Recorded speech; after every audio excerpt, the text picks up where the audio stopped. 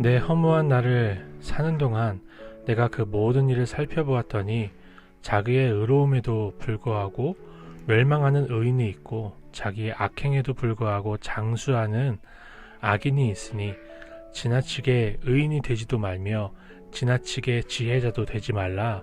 어찌하여 스스로 패망하게 하겠느냐. 지나치게 악인이 되지도 말며 지나치게 우매한 자도 되지 말라. 어찌하여 기한 전에 죽으려고 하느냐. 너는 이것도 잡으며 저것에서도 내 손을 놓지 아니하는 것이 좋으니 하나님을 경외하는 자는 이 모든 일에서 벗어날 것임이니라. 지혜가 지혜자를 성읍 가운데 있는 10명의 권력자들보다 더 능력이 있게 하느니라. 선을 행하고 전혀 죄를 범하지 아니하는 의인은 세상에 없기 때문이로다. 또한 사람들이 하는 모든 말에 내 마음을 두지 말라. 그리하면 내 종이 너를 저주하는 것을 듣지 아니하리라. 너도 가끔 사람을 저주하였다는 것을 내 마음도 알고 있느니라. 내가 이 모든 것을 지혜로 시험하며 스스로 이르기를 내가 지혜자가 되리라 하였으나 지혜가 나를 멀리 하였도다. 이미 있는 것은 멀고 또 깊고 깊도다. 누가 능히 통달하랴. 내가 돌이켜 전심으로 지혜와 명철을 살피고 연구하여 악한 것이 얼마나 어리석은 것이요 어리석은 것이 얼마나 미친 것인 줄을 알고자 하였더니 마음은 올무와 금을 같고 손은 포승 같은 여인은 사망보다 더 쓰다는 것을 내가 알아내었도다. 그러므로 하나님을 기쁘게 하는 자는 그 여인을 피하려니와 죄인은 그 여인에게 붙잡히리로다. 전도자가 이르되 보라, 내가 낱낱이 살펴 그 이치를 연구하여 이것을 깨달았노라. 내 마음이 계속 찾아보았으나 아직도 찾지 못한 것이 이것이라. 1000사람 가운데서 한 사람을 내가 찾았으나 이 모든 사람들 중에서 여자는 한 사람도 찾지 못하였느니라. 내가 깨달은 것은 오직 이것이라. 곧 하나님은 사람을 정직하게 지으셨으나 사람이 많은 꾀들을 낸 것이니라. 저는 오늘 본문의 말씀을 묵상하면서 15절부터 특별히 18절의 말씀을 깊이 묵상하면서 이 세상을 권성징악의 관점으로 볼 수가 없다는 것을 생각해 볼 수가 있었습니다. 지나치게 의를 행하는 사람도 혹은 지나치게 악을 행하는 사람도 이 권성징악의 틀로 보았을 때 그 맞지가 않다는 거예요. 자기의 의로움에도 불구하고 멸망하는 사람이 있고요. 의인이 있고요. 자기의 악행에도 불구하고 장수는 하나님이 부모를 공경하라 하시면서 약속하신 복이 아니었습니까? 그런데 악인인데 자기의 악행에도 불구하고 장수하는 악인이 있대요.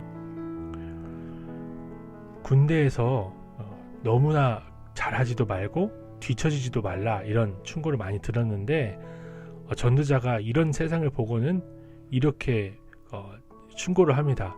지나치게 의인이 되지도 말며 지나치게 악인이 되지도 말며 라고 얘기를 해요. 중간만 가라는 거죠. 그러나 성과 악이 아니라 하나님을 경외할 때에야 이 문제에서 자유할 수 있다라는 것을 전도자가 분명하게 깨닫고 이 허무한 세상의 굴레에서 벗어나는 법을 선포합니다. 하나님을 경외하는 자는 이 모든 일에서 벗어날 것임이라 라고 얘기를 하는 거예요. 사실 권성징악이라는 이 틀은요, 기복신앙과 굉장히 맞닿아 있고 기복신앙의 그 중심이라고 할 수가 있습니다.